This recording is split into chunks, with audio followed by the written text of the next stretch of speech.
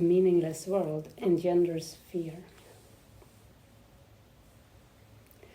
Today's idea is really another form of the preceding one, except that it is more specific as to the emotion aroused. Actually, a meaningless world is impossible. Nothing without meaning exists. However, it does not follow that you will not think you perceive something that has no meaning. On the contrary, you will be particularly likely to think you do perceive it. Recognition of meaninglessness arouses intense anxiety in all the separated ones. Recognition of meaninglessness arouses intense anxiety in the separated ones. It represents a situation in which God and the ego challenge each other as to whose meaning is to be written in the empty space that meaninglessness provides. The ego rushes in frantically to establish its own ideas there, fearful that the void may otherwise be used to demonstrate its own impotence and unreality. And on this alone it is correct. It is essential, therefore, that you learn to recognize the meaningless and accept it without fear. If you are fearful, it is certain that you will endow the world with attributes that it does not possess and crowd it with images that do not exist. To the ego, illusions are safety devices, as they must also be to you who equate yourself with the ego. I read it again. To the ego, illusions are safety devices, as they must be to you also who equate yourself with the ego. The exercises for today, which should be done about 3 or 4 times for not more than a minute or so at most each time, are to be practiced in a somewhat different way from the preceding ones. With eyes closed, repeat today's idea to yourself. Then open your eyes and look about you slowly, saying, so to remind you, the lesson for today is a meaningless world engenders fear. So, with eyes closed, repeat today's idea to yourself. Then open your eyes and look about you slowly, saying, I am looking at a meaningless world. Repeat this statement to yourself as you look about.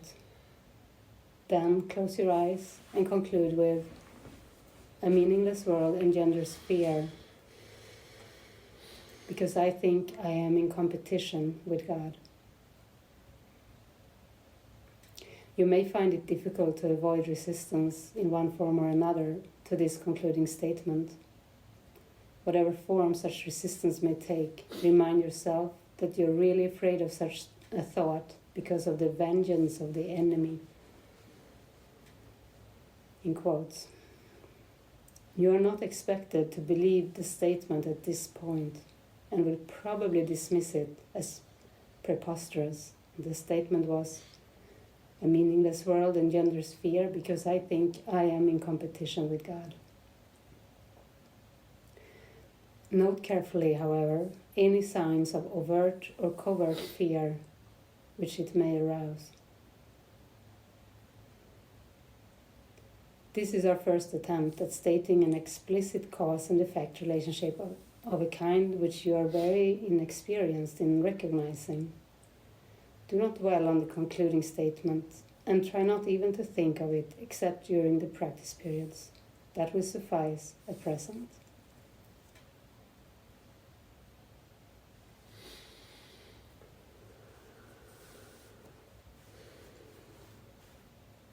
We'll do this lesson for a couple of minutes and then I will sink into meditation.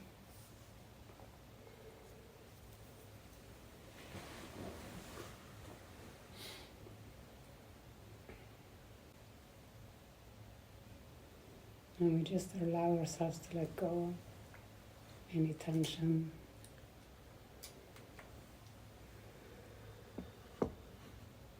Any thoughts about what's going to happen later? What happened before?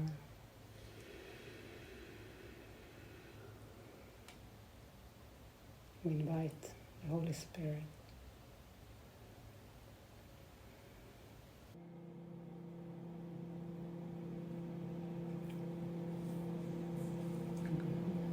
Anything else? I don't believe that I can get in touch with things when I'm tired, which I tell myself that I am, but I want to try and hand something over anyway. Well, yesterday I sat with Matthew again, and we had this feeling. I had this feeling of a friendship coming up, and then there was this kind of what can you say, fear of joining, and I had the thought. The thought came to me. It was much more safe when he was my boss and he was over me, also in Mallorca, and it was like, now I know his role, and so there was this fear of true joining and guilt around having that fear. Guilt because deep down I know that I want to connect. So I shared it, and now today I can feel that, I'm having the thoughts that, oh shit, I shared that, and now he might have that in mind, and now something has, I might have ruined something. The belief in loss. Yeah. And also, I think in my mind there is, and I also shared this, and I really feel this is like stuff that I really don't want to share, but I don't want to identify myself as a Course in Miracles student, because to my ego that is like being a Mormon or being a Jehovah, or it's like the people I have seen on movies that my family would sit and think, oh, those weirdos, they are in a cult. So, the self-concept of Jonas is much more, you're an adventure, you travel the world, you meet hot women, whatever. That's how I want to perceive myself, right? You have a Mormon hat.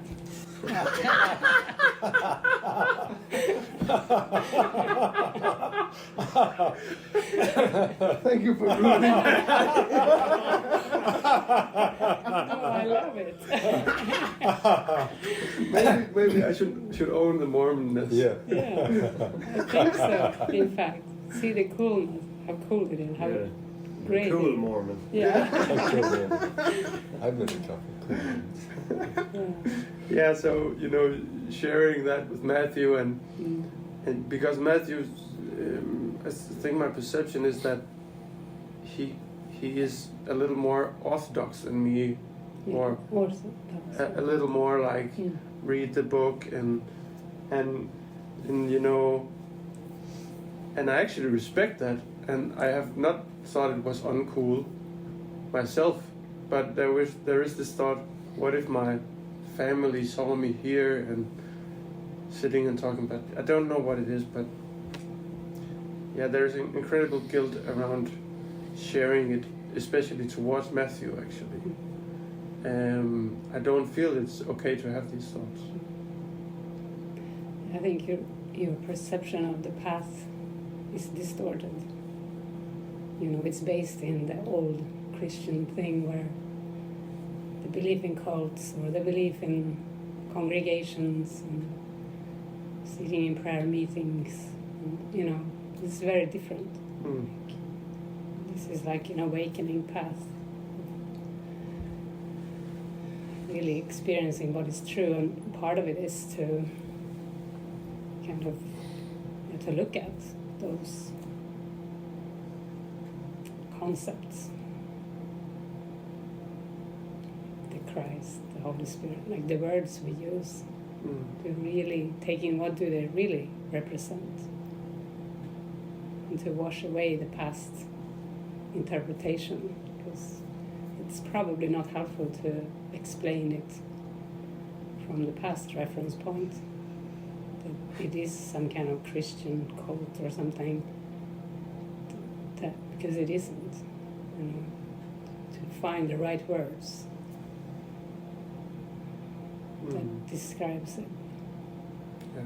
Because you're peeling off all beliefs, all the ego, and find what truly is true. Yeah. That's what this path is. Mm. Like Buddhism with love, you know. That's what this path is. Yeah. It's what? Buddhism with love. We love, yeah. Included. With, you know, with hope. It's not like a belief in nothingness, it's a belief in fullness, wholeness, oneness. Mm. Amazing, yeah. It's good. Thanks for sharing it. And Mm. keep trusting, keep walking, keep Mm. washing the beliefs. Mm.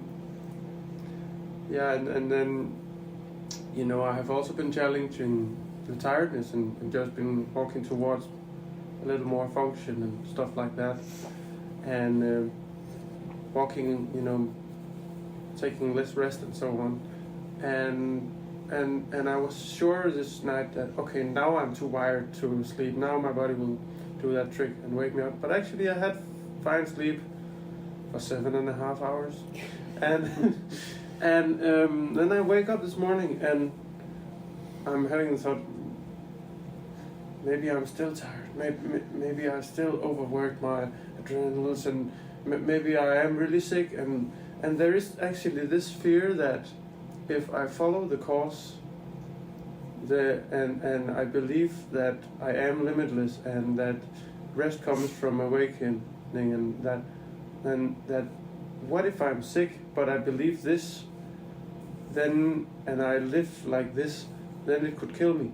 Then I will not get the body healing that I need. Yeah. So you need to really read what it says, like to really, you know, go deeper with it. Mm. Yeah, because you cannot skip over even that belief that studying this will make you forget about the body and then the body will kill you. Like, that goes against the whole true idea, you know. It's to face the belief in sickness and to learn that it is in the mind and not in the body. Mm.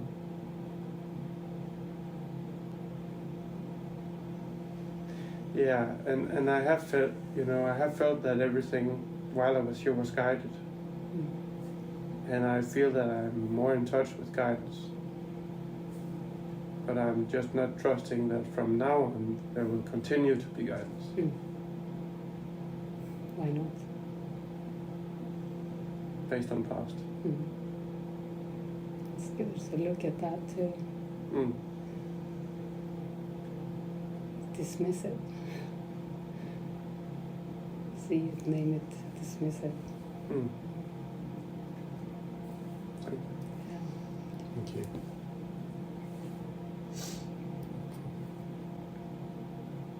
It's good. It feels like you touched into love, you know, the connection with Matthew. And the ego is scared of that. The ego likes the roles to hide behind. Like it knows what role everybody should play, and it feels safe there. And when the role is washed away a little bit, it's a little freaky for the ego. But it's opening to love and daring to be like naked heart, you know. Be open. Mm. It's very deep, strong friendship when the friend can also be in that role, like as we already spoke to you about a couple of things, you know, coming from his role.